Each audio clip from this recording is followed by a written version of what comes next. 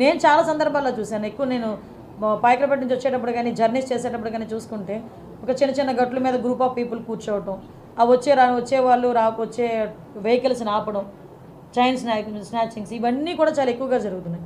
So city surroundings అంతా కూడా ఆ అలర్ట్నెస్ అనేది క్రియేట్ చేయాలి ఫస్ట్. అంటే ఈ గుంపులుగా కూర్చొని రోడ్ల మీద కూర్చొని గంజాయి తాగేది, రోడ్ల మీద వాళ్ళు వీరంగం చేసేది, రోడ్ల మీద వెళ్ళే పాసెంజర్స్ని ఆపేది, ముందు అలాంటివన్నీ కొంచెం ఉన్నవి కంట్రోల్ అవ్వాలి. దానికి కంట్రోల్ అవ్వడానికి ముందు టాస్క్ ఫోర్స్ అనేది పనిచేస్తుంది.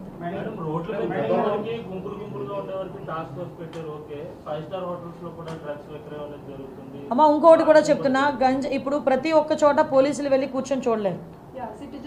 ఎస్, నేను అది సిటిజన్ పార్టిసిపేషన్కి కూడా నేను ఇంకొకటి కూడా మేము మాట్లాడుకున్నాం.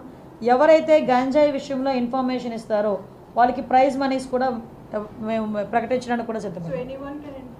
Yes, exactly. మీకు వీలైతే టోల్ ఫ్రీ నెంబర్ కూడా ఇమీడియట్గా మీకు ఒక 10 డేస్లోనే, అంటే నీ ఛార్జ్ తీసుకుని 1 వీక్, 10 డేస్ కూడా అవసరం లేదు, నాకు 1 వీక్లోనే ఒక టోల్ ఫ్రీ నెంబర్ చెప్తాం. ఎవరైనా ఇన్ఫామ్ చేసింది కరెక్ట్ అయితే కనుక ఇన్ఫామ్ చేసిన వాళ్ళకి గోప్యంగా ఉంచుతాం, వాళ్ళని బహిర్గతం చేయం. టాస్క్ ఫోర్స్లో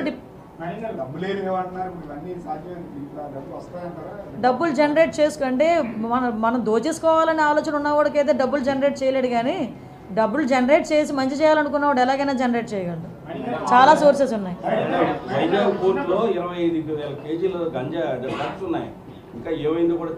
నేను ఇందాక అడిగానంటే సిబిఐ ఎంక్వైరీ, ఇందాక సిపి గారిని అడిగాను ఆ విషయం కూడా, ఏంటి దాని పరిస్థితి ఏంటని అడిగితే సిబిఐ ఎంక్వైరీలో ఉందన్నారు. నేను ఒకసారి అది కూడా తెప్పించుకుంటాను.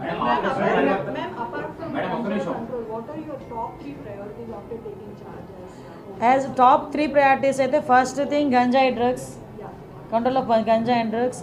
Second thing is protection of women. Third కూడా ఏంటంటే భూములు కబ్జాలు కాకూడదు.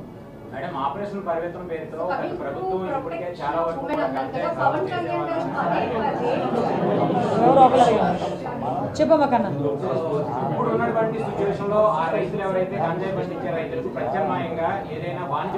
Yes, exactly. మీరు మంచి పాయింట్ అడిగారు. యాక్చువల్లీ ఒక నిమిషం వేసి సాగు అనేది గత లాస్ట్ 30 years నుంచి జరుగుతుంది. ఇప్పటికీ టిల్ అదే కంటిన్యూ అవుతుంది. మీరు ఆ మూలాలను ఏదైతే ఆ రైతులను అక్కడి నుంచి పండించకుండా ఇవన్నీ చేస్తే ఉపయోగం ఉంటుందా? అంటే ఒకటేంటంటే ఒకటి భయం క్రియేట్ అవ్వాలి, 2 వాళ్ళకి లైవ్లీహుడ్ కావాలి. ఈరోజు గంజాయి ఎందుకు పండిస్తున్నారు? వాళ్ళు గిరిజనులు, అందరూ కూడా అమాయకులు, వాళ్ళు గిరిజనుల చేత పండిస్తున్నారు. వాళ్ళు కొంతమంది పెట్టుబడి పెడుతున్నారు, వెళ్ళి ఎకరాకి 1 లక్ష ఇస్తాను, ఎకరాకి 2 లక్షలు ఇస్తాను అని వాళ్ళకి చేత పండిస్తున్నారు. ఆ తాలూకా దాని రెస్పాన్సిబిలిటీ అంతా పాపం ఆ గిరిజనులు భరిస్తున్నారు.